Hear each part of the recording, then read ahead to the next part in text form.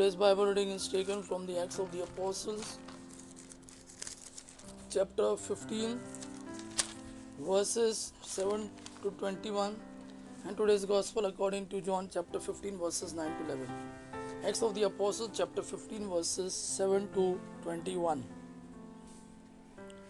After a long debate, Peter stood up and said, "My brothers, you know that a long time ago God chose me from among you to preach the good news to the Gentiles so that they could hear and believe.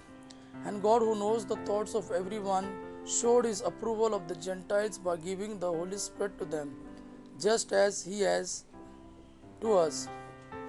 He made no difference between us and them. He forgave their sins because they believed. So then, why do you now want to put God to the test by laying a load on the backs of the believers which neither our ancestors nor we ourselves were able to carry? No, we believe and are saved by the grace of the Lord Jesus just as they are." The whole group was silent as they heard Barnabas and Paul report all the miracles and wonders that God had performed through them among the Gentiles. When they had finished speaking, James spoke up. "Listen to me, my brothers. Simon has just explained how God first showed his care for the Gentiles by taking from among them a people to belong to him. The words of the prophets agree completely with this, as the scripture says, 'After this I will return, says the Lord, and restore the kingdom of David. I will rebuild its ruin and make it strong again. And so all the rest of mankind will come to me, all the Gentiles whom I have called to be my own.